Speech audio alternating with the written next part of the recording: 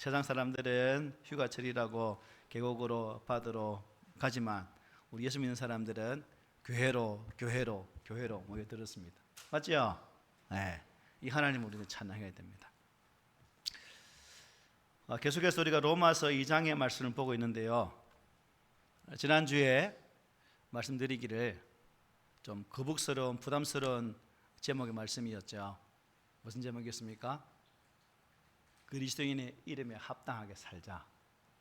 어떻게 사라지던가요? 사라지기가 힘들지요. 네. 충분히 공감하고 또 이해합니다. 그럴지도 우리가 애써야 되는 방향이 바로 그 방향이죠. 예수 믿는 사람답게, 하나님의 자녀답게 하나님께서 기뻐하시는 방향으로 우리는 또 가고 가야 됩니다. 바울은 오늘도 이 로마서를 통해서 우리에게 참 의미 있는 말씀을 주고 있습니다. 우리가 처음부터 본 말씀이죠. 로마서는 어떤 말씀이냐면 왜 예수 그리스도가 복음인지, 왜 예수 그리스도가 우리의 기쁘고 좋은 소식인지를 아주 논리 정연하게 우리에게 말씀해요. 그런데 우리가 보아왔던 것처럼 바울의 출발점은, 여러분 수고합니다. 믿음의 삶을 살아내기 힘드시죠? 그러니까 함께 성령 안에서 우리 잘 합시다라고 격려하는 말씀이 아니라 말씀을 다 끄집어내어서 우리에게 잣대를 탁 대면서 이게 예수 믿는 사람들입니다. 이 하나님의 잣대 속에서 하나님의 말씀으로 살아가야 참된 신앙인입니다. 그러므로 이 잣대에 벗어난 여러분들은 참된 복음을 가진 자가 아니라는 것을 명심을 하라면서 우리에게 이 말씀을 줘요. 무슨 말씀이냐면 예수가 없다면 의미가 없다는 거죠. 의미가 없다. 그래서 아담 이후 여러분 모든 자연인들은 죄로부터 태어나서 어떻게 해요? 불경건과 불의의 죄를 짓고 하나님의 진노와 심판을 쌓고 있다라고 이미 말씀드렸어요. 그래서 지난 우리가 본 1장 18절부터 앞으로 보게 되어질 3장 20절까지 줄곧 바로 그런 이야기를 하고 있습니다. 근데 3장 20절까지는 듣기가 어떻게 해요? 많이 힘들 것이다. 또 그런 삶을 살아내기란 결코 쉽지가 않을 것이다 라는 충분한 예감이 드는 말씀들입니다. 인간은 유대인에서부터 헬란 이방인 모든 사람들까지 그 누구도 의롭고 진실하며 은밀한 우리의 행위까지 심판하시는, 판단하시는 그 하나님의 심판을 어떻게 피할 수 있을까요? 없을까요? 없다는 것이 바울의 결론입니다. 지난번에 봤던 1장 18절부터 32절에 우리가 봤잖아요. 이방인들이 왜 하나님의 진노와 심판을 피할 수 없었는지를 각종 죄악의 목록들을 나열했습니다. 그리고 2장에서는 이제 이방인들을 향해서 뭐하는 사람들 판단하는 누구였습니까? 유대인들이죠. 유대인들을 향해서 예외가 없이 그런 심판의 말씀을 주셨어요. 오늘 본문에 나오는 유대인은 예수를 믿지 않는 모든 종교인과 도덕주의자들이라고도 볼 수가 있습니다.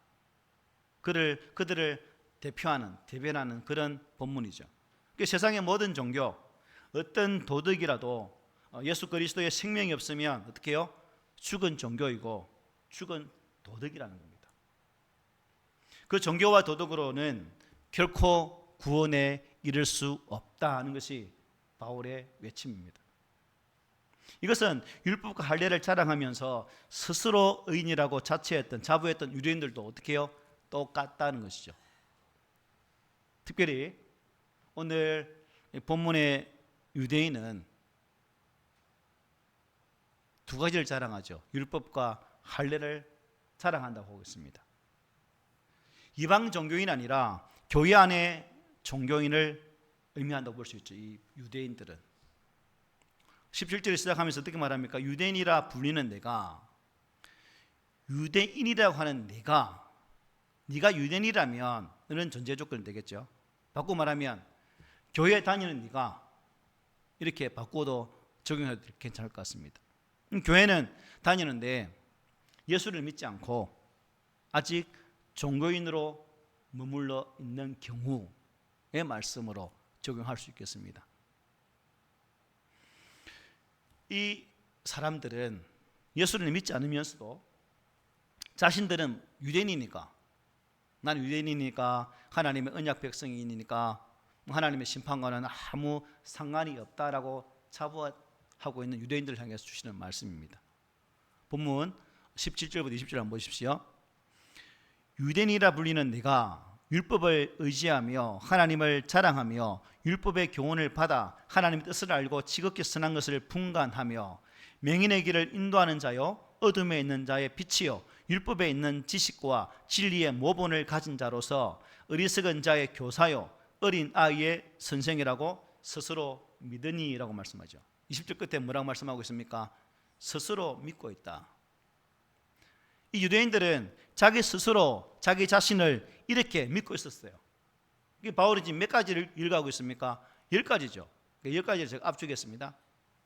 보니까 율법을 의지한다, 하나님을 자랑한다, 율법의 교훈을 받는다, 하나님 뜻을 안다, 지극히 선한 것을 분간한다, 맹인의 인도자다, 어둠에 있는 자들의 빛이다, 율법에 있는 지식과 진리의 모본을 가졌다, 어린 석은 자의 교사다, 어린아이의 선생이다. 누가요? 유대인 자기 스스로가 나는 이런 사람이야 라고 말하고 있는 거예요. 우리 이런 사람을 뭐라 부르죠? 예? 교만한 사람. 요즘 유행어로 MZ세대 쓰는 단어로 자뻑. 네, 지금 자뻑에 빠져 있는 거예요. 자기 스스로의 자만 속에 빠져서 자신을 보지 못하는 바로 그런 사람. 남들이 이분은 이런 사람이고 이런 사람이고 이런 사람이에요 라고 말하는 것이 아니라 누가요? 자기 스스로가 나는 이런 사람이요, 나는 이런 사람이니 나를 좀 더 별스럽게 별다르게 좀 존경해 주시면 아니 되겠습니까? 라고 말하고 있는 부분입니다. 너무 빠져있어도 너무 빠져있죠, 그죠? 그야말로 자신의 그 자만 속에 푹 빠져가지고 헤어나오지 못하는 상태입니다. 우리나라 군대에서 좀 비교적 센 군대는 어느 군대죠? 해병이죠. 앞집에도 조창호도 해병대인데 하는 말이 해병대가 하는 말이 뭐예요? 한 번 해병은 영원한 해병이다. 이 의미가 뭘까요? 자기 부대에 대한 자부심이죠. 저도 자부심은 있어요. 15사단, 후라이 부대, 계란 부대. 저도 강원도 15사단의 자부심이 대단한 사람 중 한 사람 33192384 군번이거든요. 저마다 자기가 나온 출신 부대에 대해서는 자부심이 대단해요. 그 대학에 가면 복학한 사람들이 신입생들에게 항상 군대 얘기하죠. 그래서 이 학생이 제일 싫어하는 내용이 뭐죠? 군대 얘기하고 군대에 족구한 얘기. 이거 제일 싫어해요. 그런데 오늘 이 본문이 바로 그런 것입니다. 유대인들이 바로 그런 자부심, 그와 비슷했다는 거죠. 유대인들은 한 번 유대인이면 영원한 하나님의 백성이라고 스스로 생각했다는 거예요.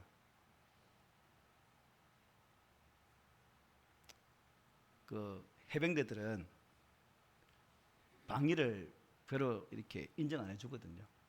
그 앞집에도 아버지는 해병대, 첫째 아들도 해병대, 둘째 아들은 주나 미안하다, 우리 주님과 같은 부대, 네, 그런 부대예요. 그래서 아버지와 아들 첫째는 해병대인데 해병이 아니라서 간혹 치입니다. 그런데 오늘 본문은 유대인들이 한 번 유대인이면 영원한 하나님 백성이라고 생각하는 이 사람들이 이방인들을 바로 그렇게 취급을 했다는 거죠. 이방인들을 뭐처럼 취급합니까? 개처럼 취급하죠. 개처럼. 그들은 이방인들을 경멸했고 자신들에 대해서는 엄청난 긍지와 자부심을 가지고 있었습니다. 유대인들. 자부심을 가지고 자랑하는 것, 이것은 나무랄 이유는 전혀 없습니다. 그죠? 나도 꿈이 있는 교단입니다는 자부심 가지십시오. 아무 뭐 그런 나무랄 게 없어요. 우리 삶에서 자랑거리가 있다는 것은 참 기쁜 일이죠. 혹시 여러분 자랑거리 있습니까? 자랑거리 없으면요, 거기 가면 할 말이 없어요. 어떤 사람은 가면 자랑거리가 수억 개라, 차만 타면 그냥 팍 쏟아져. 나는 그런 자랑거리 없지만 뭐 적당한 건 있습니다. 어쨌든. 그런데 문제는 거기서 끝나는 데 있다는 거죠. 자랑만 하고 끝난다는 겁니다. 특권에는 뭐가 따라요? 책임이 따르는 거죠. 특권은 그에 따르는 책임을 다할 때만 그 가치가 반짝반짝 빛나는 겁니다. 자, 그렇다면 여러분, 오늘 본문에서 말씀하고 있는 유대인들의 이런 자부심의 근거는 어디에 있을까요? 왜 유대인들이 이런 자만에 푹 빠져 있을까요? 두 가지를 말씀하고 있는데 첫째 뭐예요? 율법이고 또 하나는 할례입니다. 본문은 먼저 율법에 대해서 말씀하고 있죠. 율법을 가졌고 율법을 통해서 하나님의 뜻을 알고 옳고 그른 것을 분별하고 모든 지식과 진리의 근본을 터득하고 있다는 자부심, 아주 대단했습니다. 유대인들이. 하기야 이들이 뭐 구약의 모든 율법을 하라 몇 개? 하라 몇 개? 248. 하지 마라 몇 개? 365. 합이 613개죠. 맞나요? 율법 조항이 몇 개입니까? 613개 아닙니까? 그걸 하라는 것이 248개고 하지 말라는 게 365개라고요. 동네 너무 자다가 너무 다리 ቁ는 전혀 모르는 척이 합니까? 613개. 그들은 이것을 어떻게 합니까? 달달 외웁니다. 외우고 다니니까 뭐 어깨 기부서 할만하지, 그죠? 우리는 사도신경 주기도문 또 겨우 외우는데 613개를 봤거든요. 진짜 이게 어떻게 외우는 싶습니다. 이게. 그런데 문제가 뭐냐면 이들은 자기 율법을 가지고 있고 외우고 있고 가르치고 있고 말하고 있으니까 그렇게 살지 않으면서도 살아내고 있는 사람인 것처럼 뭐하고 있다는 거예요? 착각하고 있었다는 겁니다. 착각. 그래서 바울은 이들의 잘못된 점을 지금 폭로하고 있는 거죠. 오늘 본문 21절로 24절 한번 보십시오. 자, 그러면 다른 사람을 가르치는 내가 내 자신은 가르치지 아니하느냐? 하지 말라 선포하는 내가 도둑질하느냐? 간음하지 말라 말하는 내가 간음하느냐? 우상을 가정 여기는 내가 신전 물건을 도둑질하느냐? 율법을 자랑하는 내가 율법을 범함으로 하나님을 욕되게 하느냐? 기록된 바와 같이 하나님의 이름이 너희 때문에 이방인 중에서 모독을 받는도다라고 말씀해요. 무슨 말입니까? 한마디로 뭐예요? 겉과 속이 완전히 다르다는 거예요. 겉과 속이 다른 사람. 이들의 겉은 다른 사람을 가르치는 선생이었습니다. 그러나 이들은 정작 자신들은 가르치지 않는, 자신들은 전혀 가르침대로 순종하지 않는 그런 삶을 살았다는 거예요. 남들에게는 도둑질을 하면 안 됩니다, 간음하면 안 됩니다 라고 가르치면서 정작 자신들은 도둑질도 하고 간음했다는 겁니다. 우상을 가정 여기면서도 신전 물건을 아무렇지도 않게 도둑질했다는 겁니다. 이들은 율법의 형식은 가졌지만 그 정신과 핵심은 뭐예요? 하나도 지키지를 않았다는 겁니다. 그들은 율법에 대한 자기 자랑과 뭐 헛된 자부심만 가득했지 하나님의 사랑과 이웃 사랑 뭐 그런 것은 전혀 관심이 없었다는 거예요. 무엇보다도 여러분, 율법의 최종적인 목적이 누구예요? 예수 그리스도죠. 이 예수 그리스도가 그들에게는 없었다는 것입니다. 율법을 가지고 있으면 뭐합니까? 하나도 소화하지 못하고 지키지도 못하고 행하지도 못하는데요. 그 율법에 가르치는 예수 그리스도를 믿지 않고 하나님 사랑과 이웃 사랑은 없고 자기 자신만 자랑하고 드러내는데 그 율법을 동원한들 여러분, 그 율법이 자신을 지켜주겠습니까? 아니죠. 유대인들의 역사를 보면 재미있는 역사들이 참 많습니다. 특별히 유대인들만큼 고리 대금업자가 많은 민족이 없어요. 돈을 빌려주고 이자를 폭리하는 그런 일들을 유대인들이 참 많이 한다고 합니다. 셰익스피어에서 보면 그 베니스의 상인 있죠, 그죠? 이 베니스의 상인에서 가장 악독한 고리대업자 누군지 압니까? 샤일록입니다. 이 샤일록이 누굴까? 유대인이거든요. 그만큼 유대인들은 악착같이 돈을 빌려주고 돈 받는 그런 대표적인 나쁜 고리대업자들이었습니다. 예수님 당시만 해도 유대인들은 합법적으로 아내를 여러 명 거느릴 수 있었죠. 아내가 밤만 태워도 영혼의 사유가 되었습니다. 그리고 새로운 아내를 맞아 들일 수 있는 거죠. 아주 합법적으로 간음을 저질렀다는 것입니다. 율법의 핵심 중에 하나가 이웃사랑인데 이런 식으로 이웃을 괴롭히고 착취하면서 어떻게 율법을 자랑하고 있느냐는 것이 사도 바울이 지금 이 부분을 책망을 하고 있는 거죠. 지금 바울이 말하는 도둑질이나 간음이나 우상 숭배가 정확하게 무엇인지는 알지 못합니다. 그러나 기록에 따르면 유대인들의 이 우상 숭배는 비록 자신들 하나님을 섬긴다고 말하지만 전혀 그렇지를 못했다는 겁니다. 특별히 우상의 신전, 율법의 이름으로 하나님의 이름으로 이방 신전에 들어가서 이방 신전의 물건들을 가져오는 것을 이들은 당연히 여겼습니다. 그리고 어떻게 했을까요? 그것을 다시금 이방인들에게 대파입니다. 무엇을 했다는 거예요? 우상 숭배를 조장했다는 겁니다. 그러니까 유대인들의 삶을 보면 참 온전치 못하기 때문에 아마 이 말씀을 지금 바울 선생님께서 이 자리에 서서 말씀을 전한다면 엄청나게 흥분해가지고 머리에 빛이 번쩍 내면서 아마 말씀을 하고 있는 본문이 오늘 본문일 겁니다. 자기 스스로는 배울 것이 없고 어리석은 자와 어린아이를 가르치는 선생이라고 차부하는 유대인들의 실상이 바로 이랬다는 겁니다. 도무지 하나님의 백성이라고 볼 수 없는 그런 자들. 이게 무슨 의미냐면 예수가 없는 종교의 실상이 이렇다는 겁니다. 거기에 아무리 율법을 자랑하고 말해도 생명이 없고 향기도 없고 역사도 일어나지 않는다는 거죠. 종교라는 이름으로 자행되고 있는 허위와 외식과 윗선만 가득할 뿐 그것들 때문에 오히려 율법을 주신 하나님 이름이 이방인들에게 오늘 본문에 보니까 모독을 받게 했다라고 말씀해요. 이게 너무 중요한 부분이죠. 전통 때 당시에 청문회를 하면 청문회 대상이 누구였습니까? 장로, 권사, 뇌물, 수수 최첨단에 서서 앞장을 서서 감행했던 사람들이 교회와 관계되어진 사람들이었습니다. 그것을 바라보고 세상 사람들이 뭐라 말하겠어요?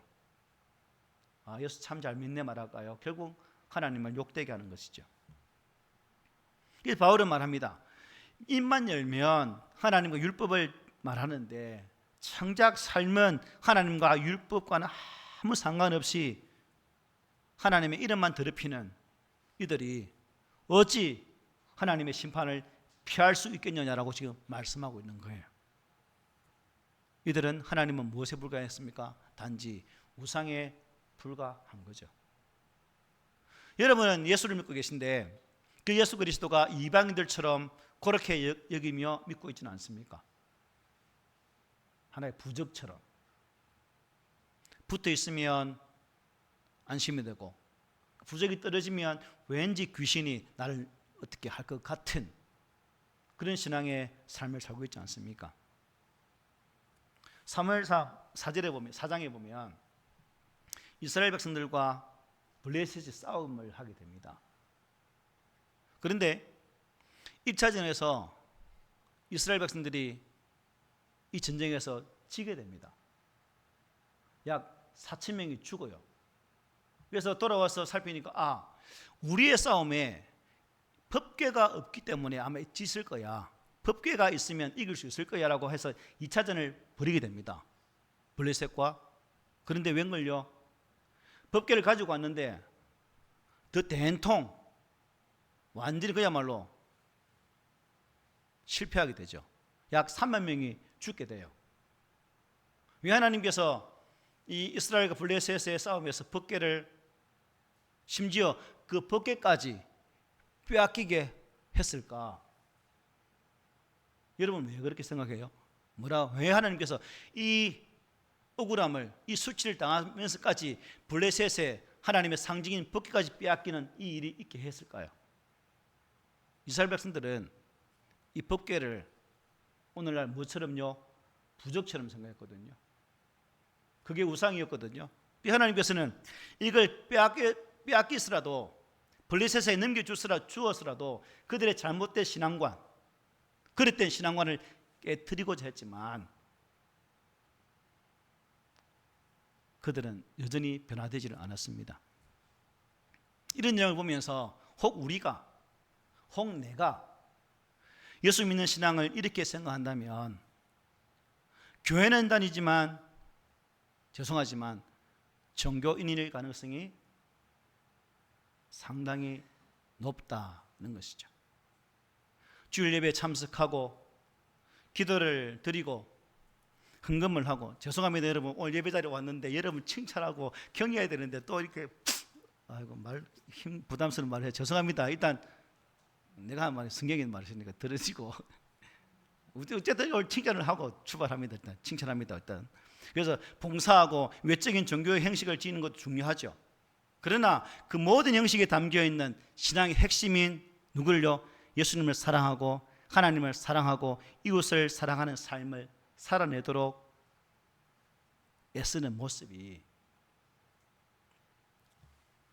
더 중요하다는 거죠. 중요하다는 거죠. 하나님 앞에서 사는 삶, 정말 하나님 앞에 온유하고 의에 주리고 목마른 삶으로 기도하면서 주의 은혜를 기다리는 그러한 삶을 가지고 있다면 하나님 기뻐하시겠죠. 그런데 그렇게 사는 삶에는 전혀 관심이 없고 어려운 일은 잘 막아내고 싶고 좋은 일만 따복따복 생기고 싶은 목적으로 교회를 다니고 있다면 그런 분들은 하나님을 우상과 부적처럼 생각하는 교회 안에 있는 불신자라고도 말할 수 있겠죠. 오늘 사도가 좀 이렇게 율법을 자랑하는 유대인들을 공격하니까 유대인들이 또 피시 웃으면서 율법만 있냐? 우리가 한 게 더 있다. 비장의 무기. 그 뭘 말하고 있습니까? 할례를 말합니다.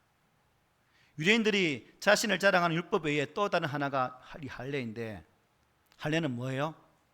언약 백성의 외적인 표식입니다. 육체적으로 이방인과 유대인들을 구별하는 가장 확실한 표식이 바로 할례였습니다. 하나님께서 할례 받지 않은 사람은 언약 백성에서 이렇게 끊어낸다고 하실 정도로 자신들은 이제 그 증거를 가지고 있기 때문에 그 표시를 몸에 지지고 있기 때문에 하나님 백성이라고 뭐 했어요? 확신을 한 거죠. 유대인들은. 유대인들은요 아브라함이 지옥문 앞에 딱 서가지고 혹 실수로 유대인들이 지옥문에 들어가면 그 표시를 딱 보고 너는 할례 받은 백성이네, 너 지옥 가면 안 돼, 천국으로 가, 이렇게까지 한다라고 생각하면서 이 할례를 천국행 패스포드로 여겼다는 거죠. 천국행. 이들은 그렇게 할례를 자랑하면서 할례 받지 않은 이방인 그들을 욕했습니다. 심지어 그들을 주인으로 취급하면서 밥도 같이 안 먹죠. 이렇게 할례를 자랑하는 자들을 향해서 바울이 뭐라 말합니까? 오늘 본문 25절부터 29절에서 이렇게 외칩니다. 네가 율법을 행하면 할례가 유익하나 만일 율법을 범하면 내 할례는 무할례가 되느니라. 그런즉 무할례자가 율법의 규례를 지키면 그 무할례를 할례와 같이 여길 것이 아니냐. 또한 본래 무할례자가 율법을 온전히 지키면 율법 조문과 할례를 가지고 율법을 범하는 너를 정죄하지 아니하겠느냐. 무릇 표면적 유대인이 유대인이 아니요 표면적 육신의 할례가 아니니라. 오직 이면적 유대인이 유대인이며 할례는 마음에 할지니 영에 있고 율법 조문에 있지 아니한 것이라. 그 칭찬이 사람에게서가 아니요 다만 누구예요? 하나님에게서니라고 말씀하고 있습니다. 할례를 받고도 율법을 지키지 않으면 그 할례가 무슨 의미가 있겠느냐 하는 것입니다. 율법을 자랑하고 할례를 자랑하면서도 정작 할례를 받은 백성의 마땅한 삶을 살지 않는다면, 율법에 합당한 삶을 살아가는 모습이 없다면 그들의 할례는 무할례와 같다는 것을 말씀합니다.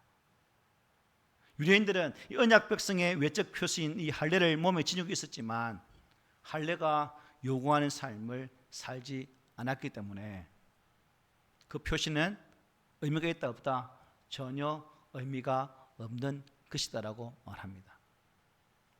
오늘날 교회 다니는 사람들이 나는 신앙인입니다라고 표시로 뭘 목에 걸고 다니요? 십자가를 목에 걸고 다닙니다. 똑같이 적용할 수 있겠죠. 목에 달린 십자가가 무엇을 의미하는지, 그 십자가를 통해서 예수 그리스도가 우리가 보여주신 삶의 모습이 어떠한 것인지, 나의 삶을 통해 그 십자가의 삶을 살아내지 못한다면 그 십자가는 아무 의미가 없는 것이지 하나의 장식품에 지나지 않는다는 것이죠. 이스라엘 백성들이, 유대인들이 가지고 있었던 이 할례의 표식은 그냥 그들이 가지고 있는 하나의 표시일 뿐, 하나님께서 그들을 구별하는 의미가 없는 것이 되고 만다는 것입니다. 그러므로 바울은 고린도전서 7장 19절에서 이렇게 말합니다. 할례 받는 것도 아무것도 아니요 할례 받지 아니하는 것도 아무것도 아니로되 오직 하나님의 계명을 지킬 따름이니라. 아멘. 할례의 근본적인 의미는 몸의 표식에 있지 않고 뭐예요? 계명을 지키는 것에 있다 하는 것입니다. 계명을 지키지 않으면 육체의 할례가 아무 의미가 없다는 거죠. 하나님의 계명을 지키지 않고 있으면 할례를 받지 않아도 그 참된 그분이 할례자이라는 겁니다. 참된 할례는 그래서 뭐예요? 몸의 할례가 아니라 어디에? 마음의 할례라는 것을 바울은 우리에게 증거합니다. 겉으로 나타나고 겉으로 보여지는 것이 아니라 우리의 속 마음으로, 우리의 마음 중심으로, 영으로 하나님 앞에 서 있는 그 모습이라고 말씀하고 있는 거죠. 지금 우리가 유대인의 죄에 대해 살펴보고 있습니다만 이것이 나와 아무 상관이 없다 라고 말해서는 안 되겠죠. 그들이 가지고 있는 율법을 우리도 가지고 있습니다.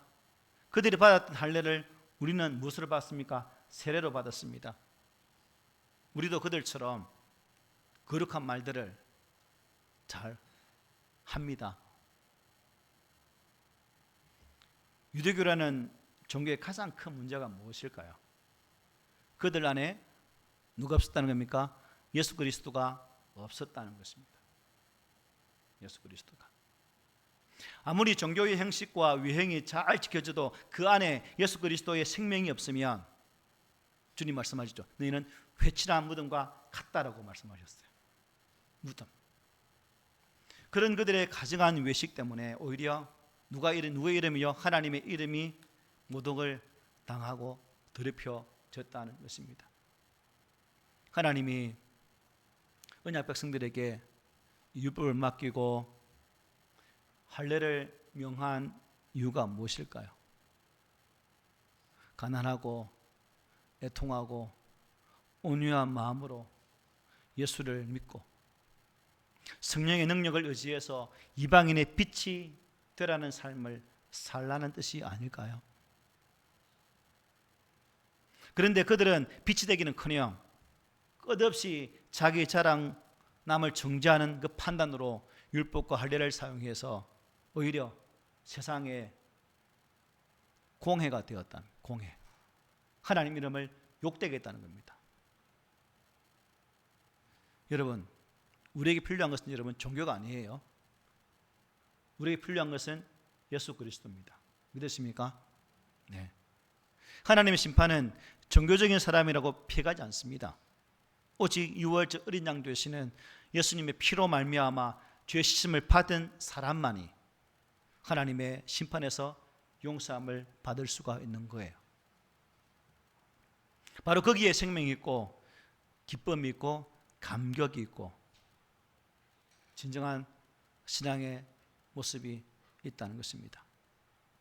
종교가 사람을 의롭게 하지 못해요. 예수님을 믿어야 의로운 사람이 될 수 있는 것입니다. 성령으로 세례를 받고 예수님을 믿어야 말씀대로 살아나갈 수 있는 능력이 생긴다는 거예요. 예수 그리스도 외에는 길이 없고 소망이 없고 능력이 없다는 사실을 오늘 우리 성도들이 믿으시기를 바랍니다. 만약 우리가 예수 그리스도가 없는 형식적인 신앙과 생명이 없는 이 종교적인 신앙생활을 하고 있는 그런 부분이 내게 있다면 우리는 거기에서 빨리 벗어나야 됩니다. 교회 생활 몇 년 했다가 중요하지 않습니다. 자신의 직무도 중요하지가 않습니다. 그 사람이 얼마나 십자가를 의지하고 예수님을 붙들고 말씀에 순종하는 삶을 살면서 하나님을 사랑하고 이웃을 사랑하느냐가 더 중요하다는 것입니다. 나 자신을 돌아보아서 생명 없는 형식적이고 참 위선적이고 종교적인 신앙에서 예수님을 믿고 의지하고 따라가는 그 역동적인 신앙, 생명 있는 그 신앙으로 변화된 역사가 저와 여러 가운데에 있어야 될 줄 믿습니다. 말씀 안에서 예수 그리스도 없이는 아무것도 할 수 없다는 참 가난하고 애통한 마음, 온유하고 의에 줄이는 그 마음, 긍휼히 여기는 그 사랑, 그 심정, 청결한 마음, 화평 가는 마음과 의를 위해서 핍박을 받는 삶으로 세상의 소금과 빛의 역할을 감당하는 우리 성도들이 되시기를 바랍니다. 여러분, 우리 모두는 다 예수 그리스도를 마음에 영접하신 분들입니다. 그렇죠? 영접하셨죠?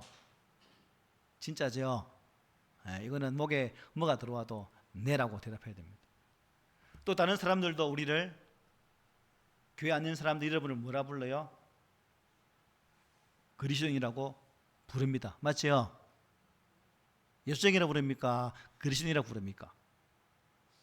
어쨌든 쟁이로 부리든 그리스도인 부리든 그렇게 부르금 받고 있습니다. 그러나 혹시 겉으로만 예수 믿는 것처럼 보이는 것은 아닌지 한번 돌아보시지 않겠습니까? 내적인 변화가 일어나야 된다는 거죠. 내적인 변화. 그리스도 안에서 성령으로 거듭나야 됩니다. 우리의 그 사람이 아닌 속 사람이 새로워져야 한다는 거예요. 예수 그리스도의 사람으로 다시 태어나야 된다는 것입니다.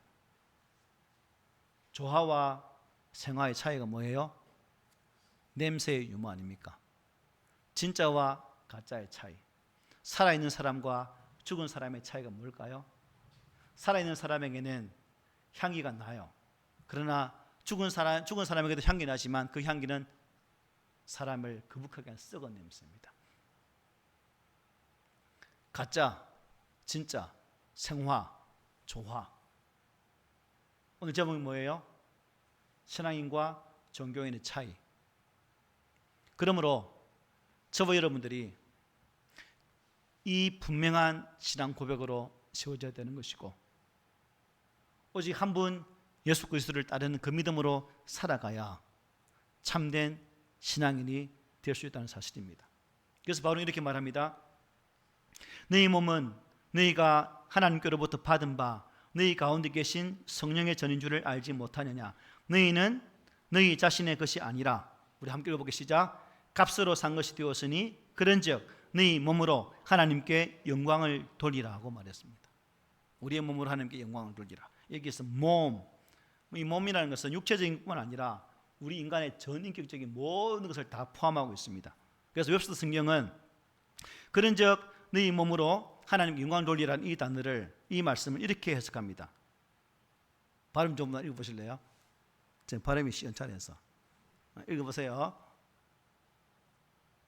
Therefore glorify God in your body and in your spirit. 뭐예요? 몸과 영혼까지 포함된 전 인격을 통해서 하나님께 영광을 돌리는 삶을 살아라고 말씀하고 있는 거예요. 그것이 그리스도인이란 그 이름에 합당하게 사는 삶이라고 증거합니다. 우리는 예수 그리스도 안에서 하나님의 기쁨이요 하나님께 사랑받는 자들입니다. 아멘입니까? 하나님께 허락하시는 최고의 행복을 누리면서 살 수 있는 존재가 되었습니다. 그렇다면 오늘 저와 여러분은 그 이름에 걸맞은 삶을 살고 있다라고 자부하십니까? 아니면 그 이름과 전혀 맞지 않는 삶을 살고 있습니까? 행여 우리가 이름에 맞지 않는 그런 삶을 살고 있다면 하나님께서 뭐라 말씀하실까요? 알렉산더 대왕이 도망가는 알렉산더를 향해서 한 말이죠. 잡혀갔던 뭐라 말했습니까? Change your name 와 change your life. 야, 네 이름을 바꾸든지 네 삶을 바꾸라. 이렇게 말씀했어요. 그러므로 우리가 예수 그리스도라는 이름을 가진 자라면 그 이름에 합당한 삶을 살아내고 또 그 삶을 통해서 내 이름을 통해서 하나님이 영광 받으시는 결단코 나로 말미암아 하나님의 영광이 가리지 않는 그 거룩한 삶을 살아갈 수 있는 그러한 거룩한 성도들이 되시기를 오늘 말씀으로 부탁을 드립니다. 아멘.